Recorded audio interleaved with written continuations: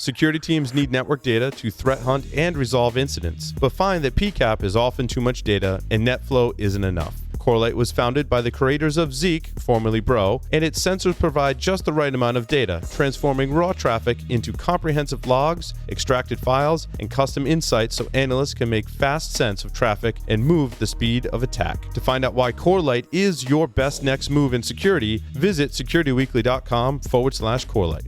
Signal Sciences secures the most important web applications, APIs, and microservices of the world's leading companies. Protecting over 7,500 applications and 150 billion production requests per week, Signal Sciences Next-Gen WAF and RASP help companies increase security and maintain site reliability without sacrificing velocity, all at the lowest total cost of ownership. Signal Sciences' patented technology protects any application against any attack, with integrations into any DevOps toolchain. Signal Sciences, demand more from your WAF. Learn more at signalsciences.com/PSW. The greatest threat to businesses today isn't the outsider trying to get in. It's the people you trust, the ones who already have the keys, your employees, contractors, and privileged users. 60% of online attacks are carried out by insiders. To stop these insider threats, you need to see what users are doing before an incident occurs. Observant enables security teams to detect risky user activity, investigate incidents in minutes, and effectively respond. Get your free trial at observant.com/securityweekly.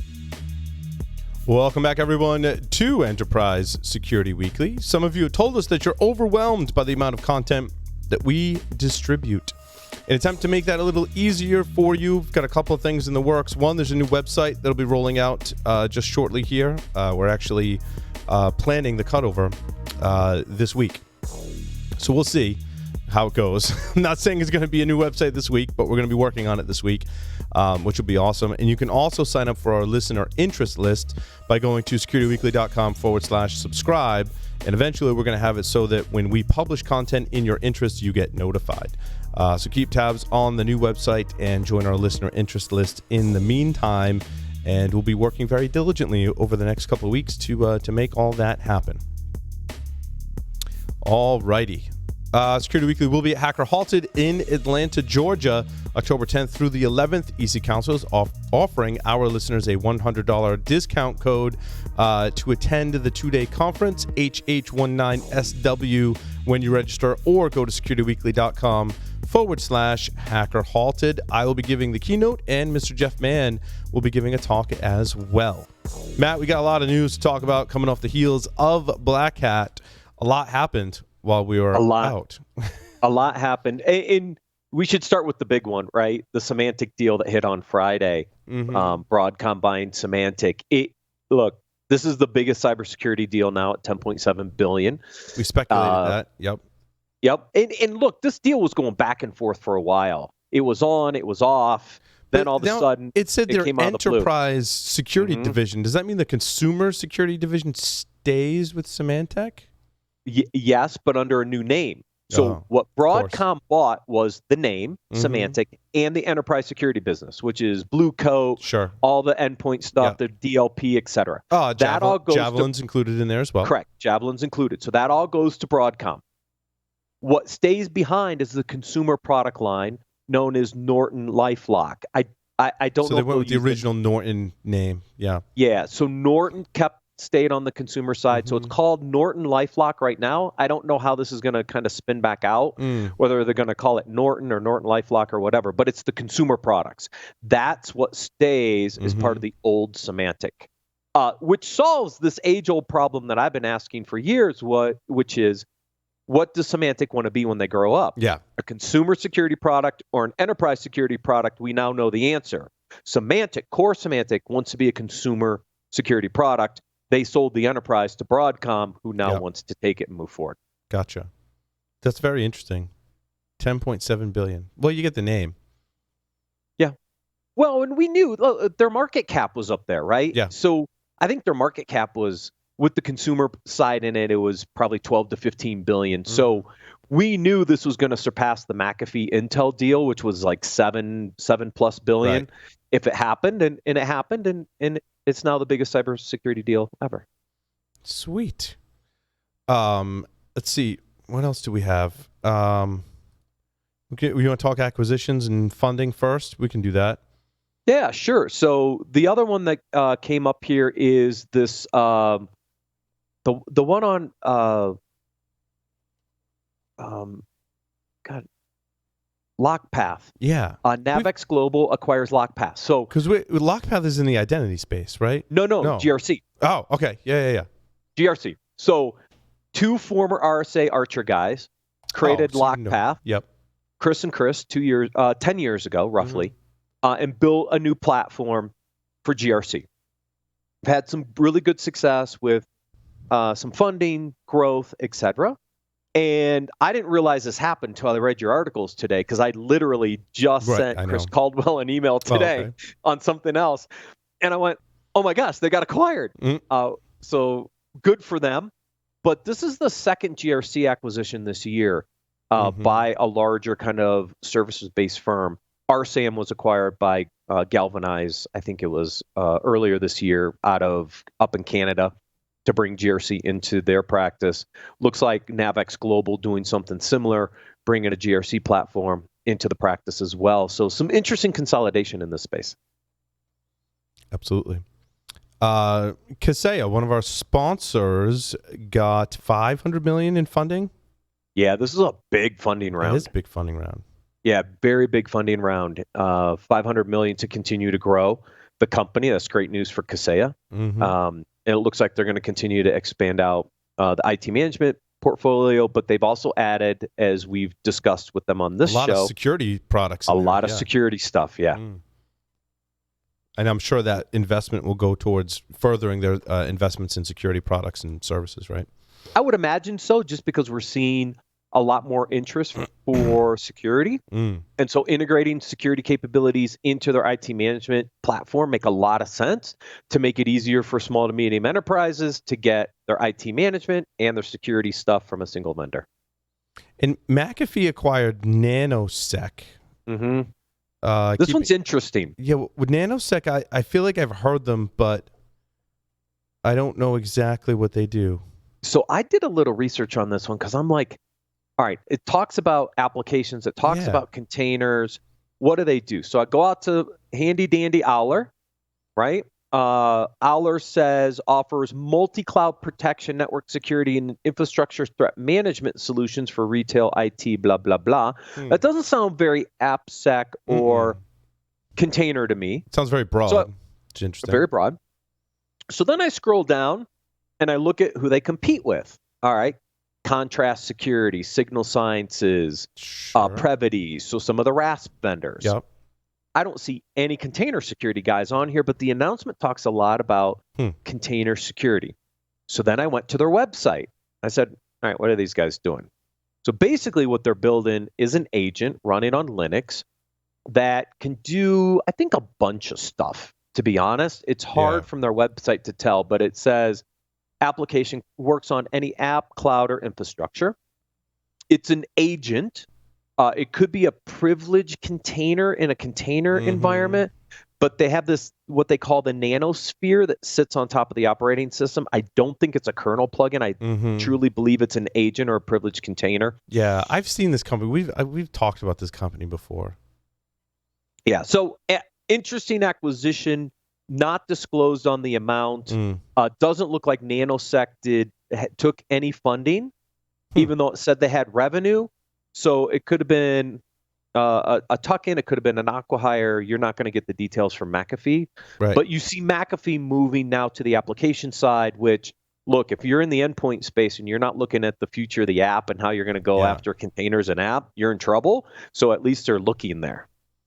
Yeah. What did we call that? Cloud workload protection? Yes, cloud workload protection platform. And Signal Sciences is sort of that, but just for the app, right? Capsulate does that on the... Capsulate's more like that. They took some funding, $6.5 million, and we interviewed Brandon, which was an awesome discussion. You want to learn about container security. That was actually kind of frightening, because I think by the end we were like, wow, we really don't have great advice for protecting containers right now after talking about all that. That was an awesome interview. And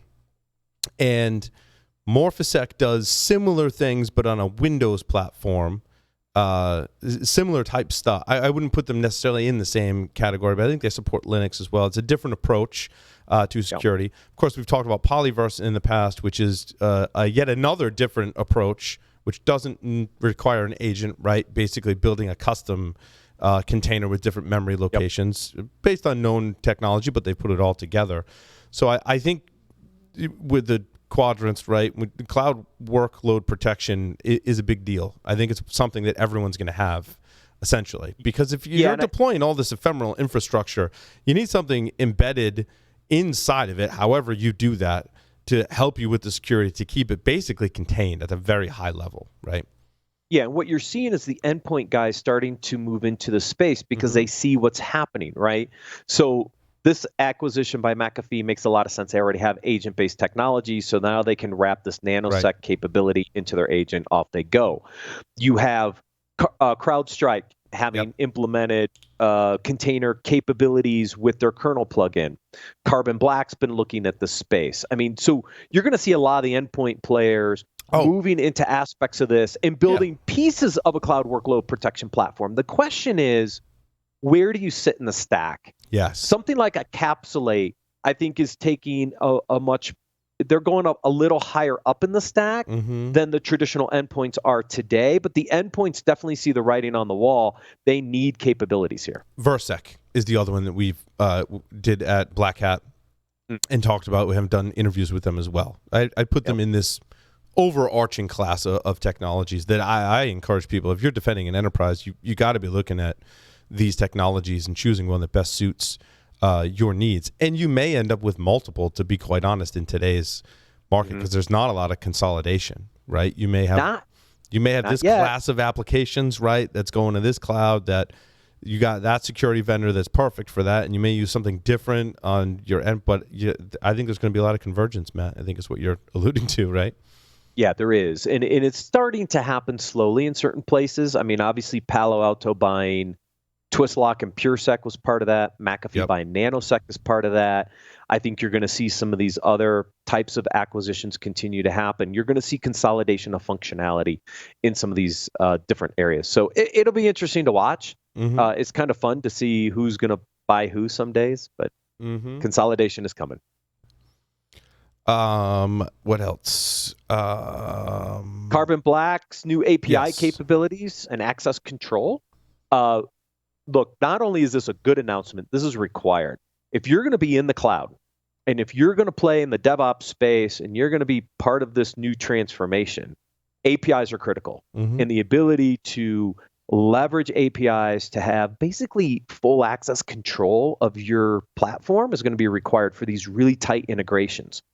What I like about this announcement is not only did they make their APIs open to do this, they also provided some really good role-based granular controls around these APIs so that you can say, look, this integration can only read, or this one can update or delete. So they got really granular in their access controls in this API platform, which I think is really, really good, because not every integration requires full access. And if we give them full access, that's how compromises are going to happen.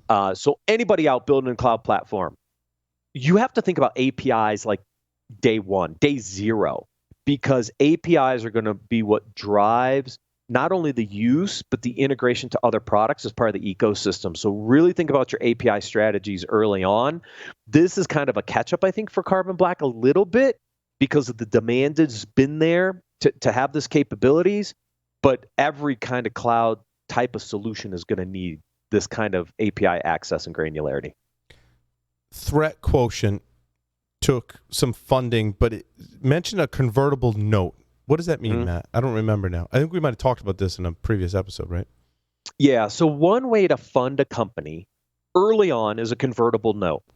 And what a convertible note is, you use a safe instrument, primarily is what's been used these days to do that, is that investors come in with money, and in return, you give them the ability to convert that equity, that investment into equity at funding time. Now, what's confusing to me about this one is Threat Quotient, I think, has already done some funding rounds. Yeah. And so now they're out using a convertible note instrument, which tells me that maybe they can't get another funding round, but needed some cash. Yep. So they're going out to investors under a convertible note structure. bring some cash in, help get the business maybe back on track. And when they get another funding round, those note holders will get converted to equity at that new price point. Interesting. Convertible notes at this stage create red flags for me because you usually use them early as part of seed, pre-seed, up to A funding, and then you try not to use them anymore. Gotcha. Interesting. So the other one, cybersecurity firm CyberReason snags $200 million. Yeah, again, endpoint space, right? Going to have to continue to grow. We've seen what the exit path is for Carbon Black and CrowdStrike. Yep. You've got another 80 plus. And Endgame got bought. One of our sponsors got acquired by Elastic. And now what you're going to see is all these other guys trying to figure out what they need to do for the long haul. Because you've got another 80 plus of these guys that have to continue to grow and find an exit path. CyberReason in that same boat.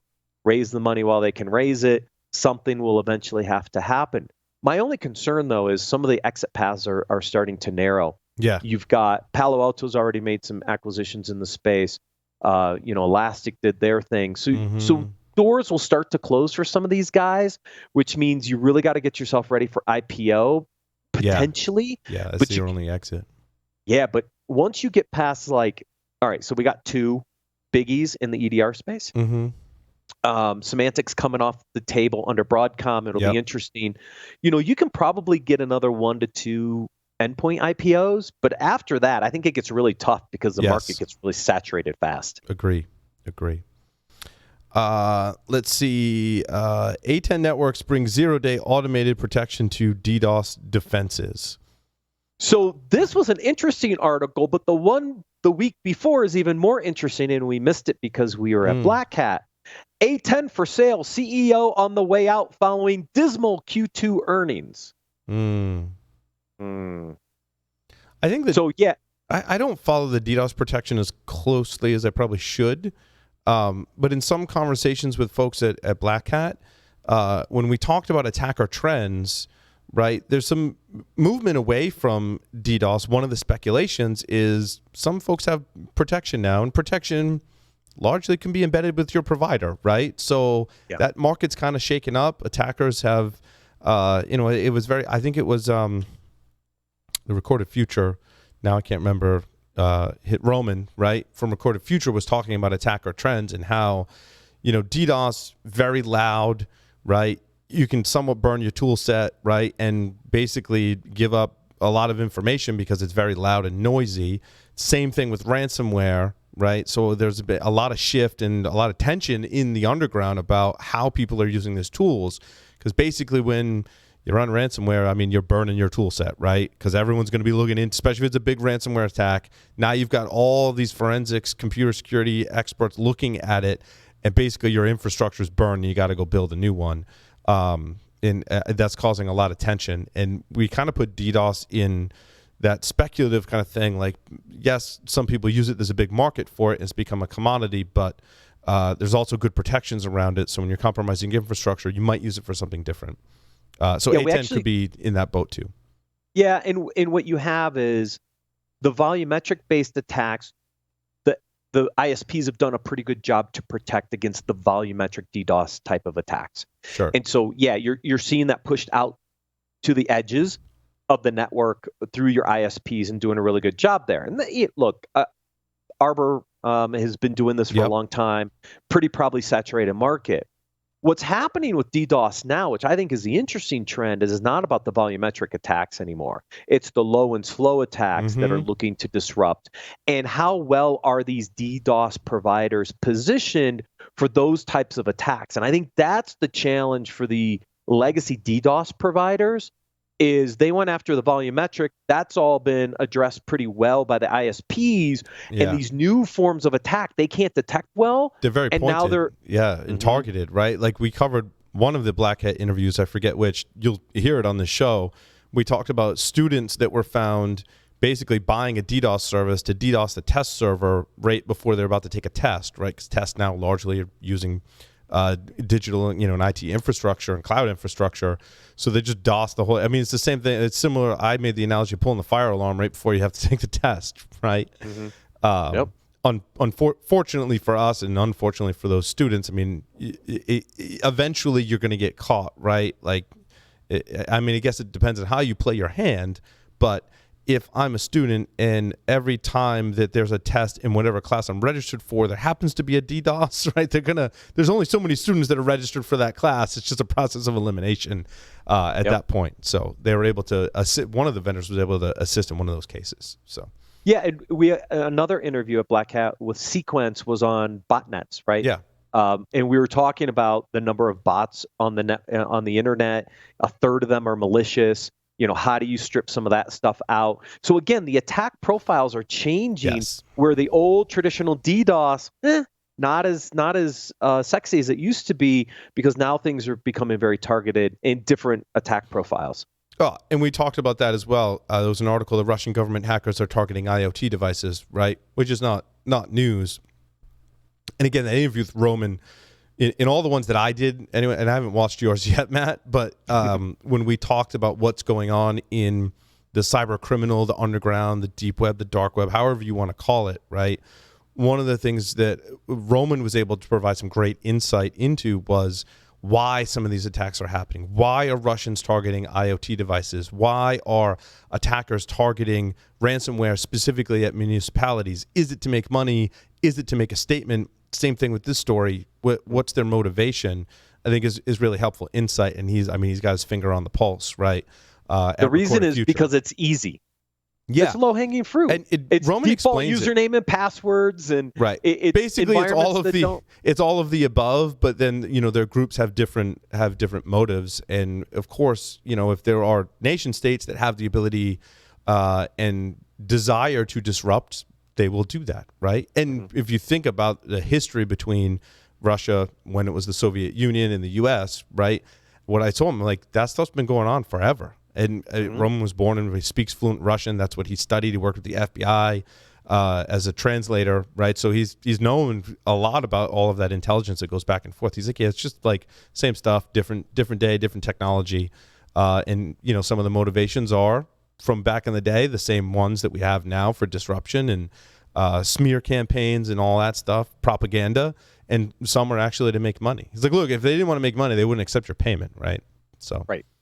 Yeah, and I mean, we've been doing this since the end of World War II. We've been doing this since the mid to late 40s. This has been what's going on. All that's changed is the technology we're using to do it. Absolutely. Cool.